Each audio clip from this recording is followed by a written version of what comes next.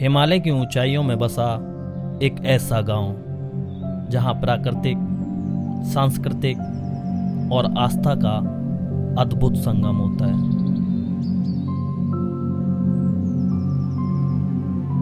ये कोई आम सड़क नहीं है, ये है इंडो तिब्बत हाईवे। भारत की सरहद के उस पार जाता एक रास्ता जहां धरती खड़ी है और पहाड़ हवा में झुके हुए हैं। कल्पा जाने का ये रास्ता हिमालय के दिल को चीरते हुए, एक तरफ गहरी खाई, दूसरी तरफ टूटते हुए पत्थर और बीच में बस हम और हमारी बाइक। ये रास्ता डराता है पर बुलाता भी है, क्योंकि जो यहाँ से गुजर गया वो सिर्फ मंजिल तक नहीं पहुंचता, वो खुद को भी पा लेता है।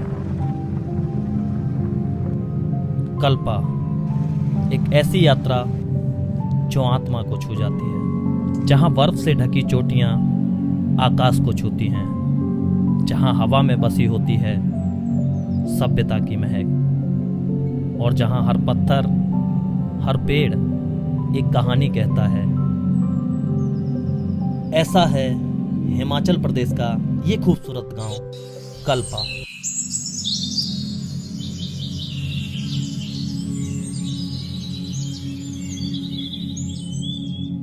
शिमला से करीब 250 किलोमीटर दूर हिमाचल प्रदेश के किन्नौर जिले का एक छोटा लेकिन ऐतिहासिक गांव, जो बसा हुआ है 9,711 फीट की ऊंचाई पे।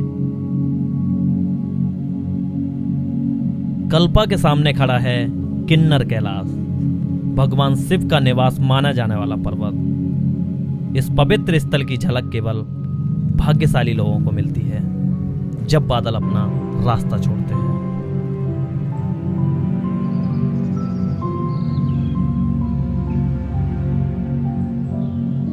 गुड मॉर्निंग दोस्तों, अभी फ़िलहाल मैं हूँ हिमाचल प्रदेश के सबसे खूबसूरत गांव कल्पा में, और आज की हमारी सुबह की शुरुआत बेहद ही खूबसूरत है, क्योंकि हमें हमारे होटल की बालकनी से दर्शन हो रहे हैं श्री किन्नौर कैलाश जी के। अभी हम लोग रुके हुए हैं पैनोरमा होम स्टे में, जिसकी बालकनी से सीधा दर्शन होते हैं किन्नौर कैलाश जी के।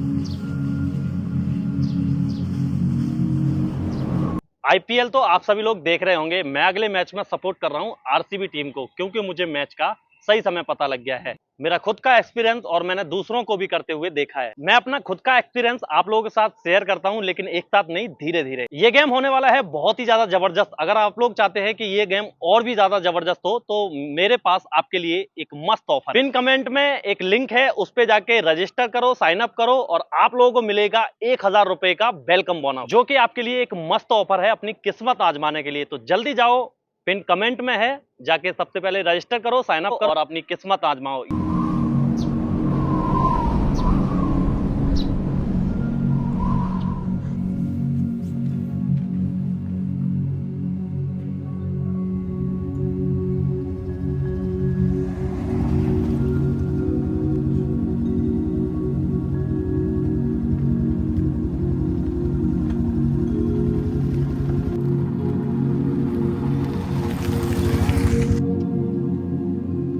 हम लोग अपने होटल से बाइक लेके निकले थे, लेकिन थोड़ा दूर चलने के बाद हमें ये लगा कि बाइक से घूम पाना इस गांव को अच्छा नहीं रहेगा। तो अभी हम कल्पा के मेन चौराहे पे आ चुके हैं, और यहाँ से अब हमने बाइक को यहाँ खड़ा कर दिया है और आगे हम पैदल ही घूमेंगे।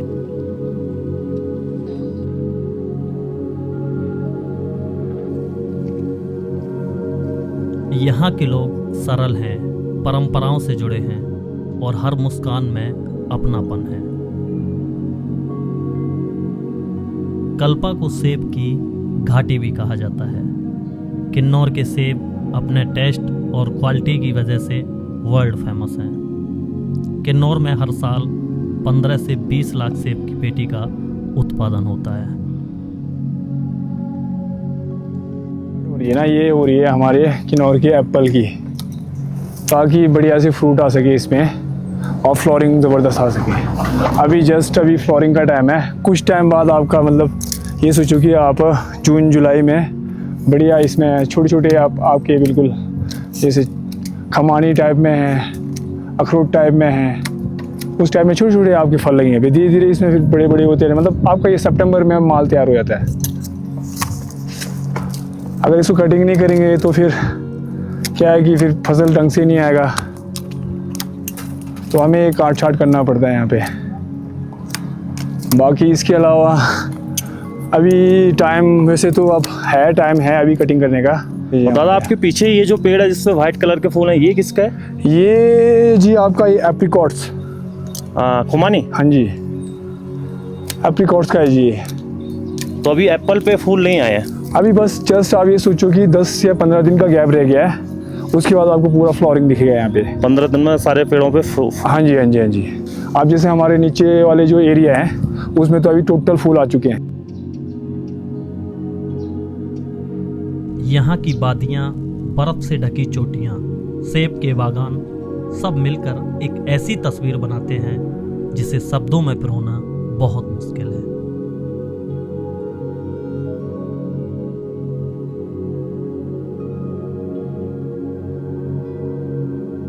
कल्पा में जीवन सिर्फ चलता नहीं है, यहाँ जीवन रचा जाता है। यहाँ के लोग अपनी सांस्कृतिक और परंपराओं से गहरे जुड़े हुए हैं।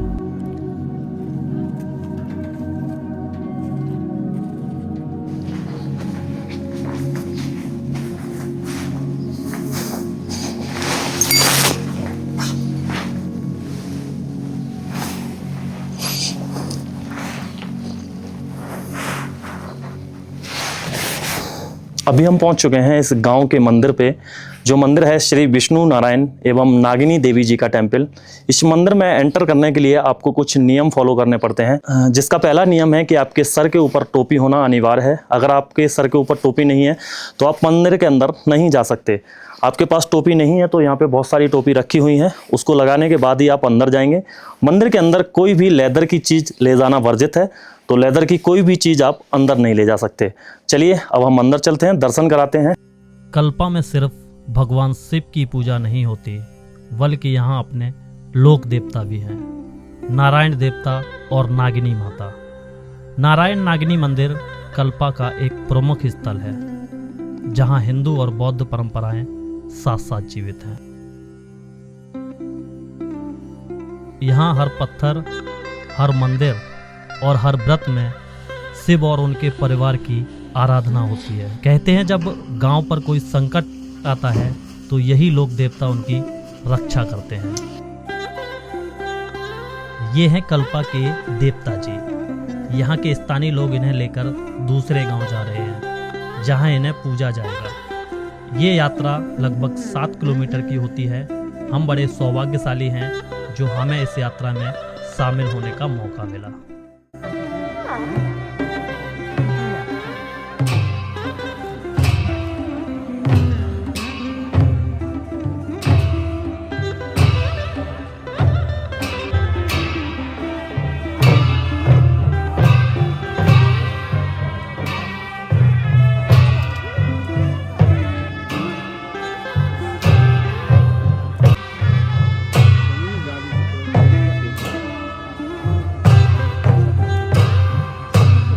ये एक्चुअल में हमारे यहाँ पे जो 14 साल बाद पूजा हो रहा है, ये हवन होता है। मतलब पूरा गांव के लिए सुख समृद्धि, पूरा साल के लिए।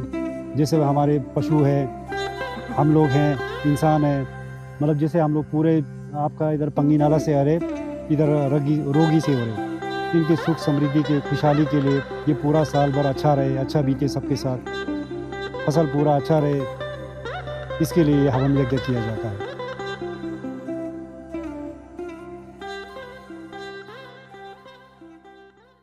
कल्पा के लोग साधारण हैं, लेकिन इनका दिल अनमोल है।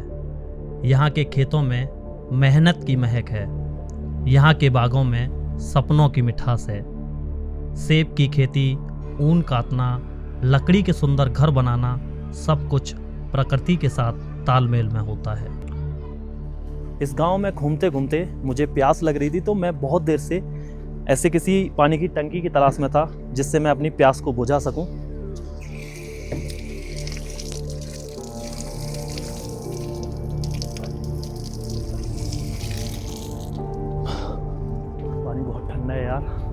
मेरे पीछे अगर आप एक घर देख रहे होंगे तो ये जो घर है इस गांव के अंदर काफ़ी प्राचीन घर है और इस तरह के पहले इस गांव में घर हुआ करते थे, लेकिन अभी इस तरह के घर इस गांव में बहुत ज़्यादा कम रह गए हैं। ये जो घर हैं ये लकड़ी से बनते थे और अभी जो घर हैं वो सीमेंटेड बनते हैं। तो ये जो घर आप देख रहे हैं इसके ऊपर जो खपरेल देख रही है ये यहाँ का लोकल पत्थर है जिसको यहाँ पे यूज किया गया है और अंदर पूरी तरह से ये लकड़ी के बने हैं। तो ये इनकी एक सेपरेट बालकनी है और घर के अंदर अभी ताला लगा हुआ है तो घर के अंदर कोई नहीं है। और यहाँ पे अगर देखेंगे तो ये खिड़की है जो इधर से काफ़ी अच्छे व्यू दिखते हैं और सामने देखेंगे तो यहाँ पे आप लोगों को एक पेड़ नज़र आ रहा है, इसके ऊपर आपको वाइट फूल नज़र आएंगे। तो ये जो पेड़ है ये खुमानी का पेड़ है और नीचे की तरफ अगर आपकी नज़र जाएगी तो आपको यहाँ इनका एक गार्डन नज़र आएगा जिसके अंदर ये लोग यहाँ पे अपनी सब्जियों को उगाते हैं। सामने अगर देखेंगे तो इनका एक वॉशरूम बना हुआ है और नीचे के नज़ारे यहाँ से बेहद ही खूबसूरत लगते हैं। ये जो घर है ये काफ़ी प्राचीन घर है, काफ़ी पुराना घर है। इस घर के अंदर कुछ पत्थर का भी इस्तेमाल किया गया है। यहाँ पे अगर आप देखेंगे तो ये यहाँ का लोकल ही पत्थर है, यानी जो भी यहाँ पे यूज हुआ है वो पूरी तरह से लोकल है। पहले कोई सीमेंटेड घर नहीं हुआ करते थे, जो भी मटेरियल यहाँ पे घरों में लगता था वो यहीं पहाड़ों का हुआ करता था और उसी को ये लोग इस्तेमाल करके इस तरह के घरों को बनाया करते थे।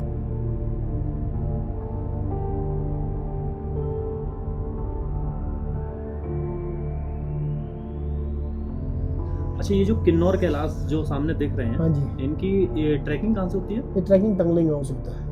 यहाँ से कितने दूर? ये मतलब यहाँ से ये 20 किलोमीटर नीचे जाके नीचे से ही होती है। फिर तंगलिंग गाँव में जाएंगे तो वहीं से ट्रैकिंग होता है ऊपर के लिए। तो इस टाइम नहीं होता, वो अगस्त में होता है। अगस्त में? हाँ जी, अगस्त में, इसलिए कि अगस्त में तब भंडारा भी लगता है वहाँ पे, फिर पुलिस प्रशासन भी होते हैं, डीसी से परमिशन होता है, तब जाके लोग जाते हैं। अच्छा, अभी पूरी तरह से अभी बंदा भी तो नहीं अभी कर तो सकता। बंद, अभी तो स्नोफॉल है।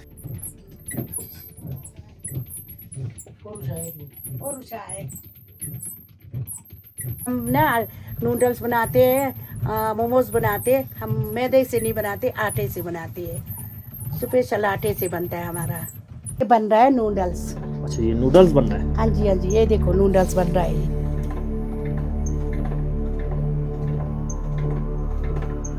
ये जो इन्होंने पतला पतला आटा जिसको मशीन में डाल के बेलाई की थी उसकी अभी कटाई हो रही है नूडल्स शेप में।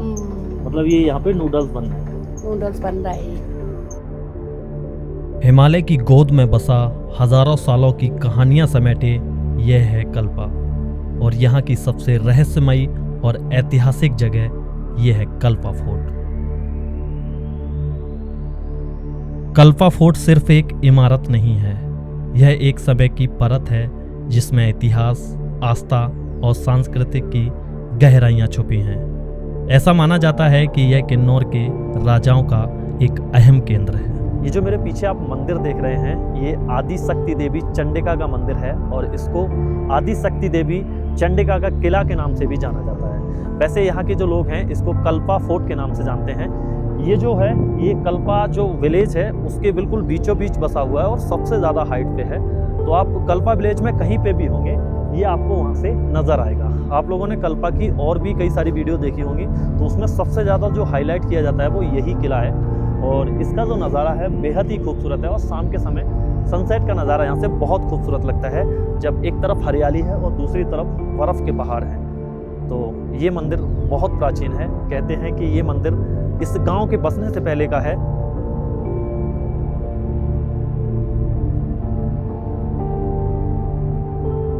यहाँ जीवन तेज नहीं दौड़ता, यहाँ जीवन हर पल जिया जाता है। हर मुस्कान में कहानी है, हर आंखों में सपने हैं। दोस्तों इसकी जो कार्विंग है बहुत ही खूबसूरत है और ये देखने के बाद ये यकीन नहीं हो रहा है कि इतने प्राचीन मंदिर आज भी इस तरह से सुरक्षित बचे हुए हैं पहाड़ के अंदर।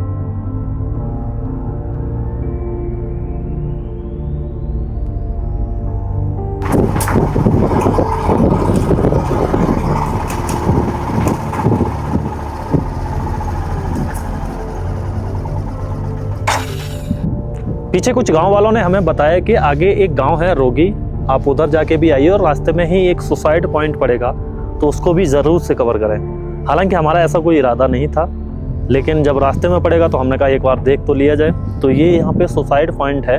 अब पहाड़ों में आप कहीं पे भी जाएंगे तो इस तरह के सुसाइड पॉइंट आम बात है, हर जगह पे आप लोगों को मिल जाएंगे।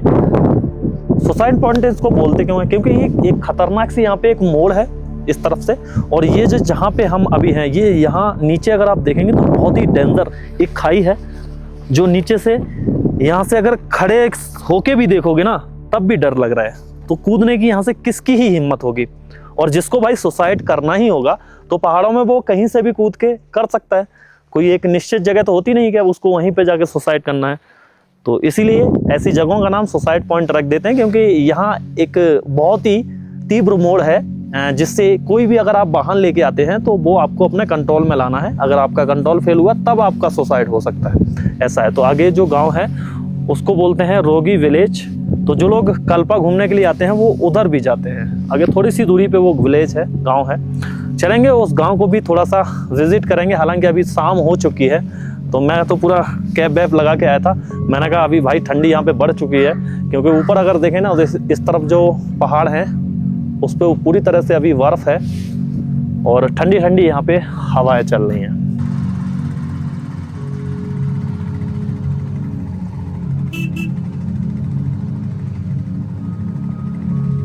दोस्तों अभी हम लोग रोगी गांव में पहुंच चुके हैं, और ये जो गांव है एक छोटा सा ही गांव है। इस गांव के अंदर ज़्यादा घर नहीं है। इस गांव में हमें एक चीज़ और ज़्यादा देखने को मिल रही है कि ये जो पेड़ आप देख रहे हैं ना, खुमानी का पेड़ है, तो ये पेड़ यहाँ पे सबसे ज़्यादा है, और सेब के पेड़ यहाँ पे कम देखने को मिल रहा है। ऊपर की तरफ जो पूरा वाग दिख रहा है ना, वो पूरा जैसे खुमानी का ही है। ढलता है, बर्फ से ढके पहाड़ों पर सुनहरी रोशनी बिखरती है। कल्पा की गलियां भी धीरे धीरे चुप्पी ओढ़ लेती हैं।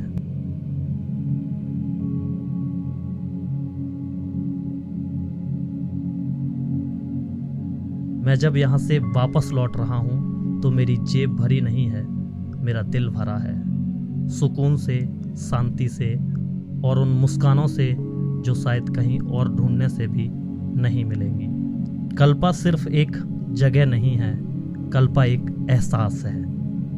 अगर कभी जिंदगी थक जाए तो यहाँ चले आना, कल्पा तुम्हें फिर से जीना सिखा दे।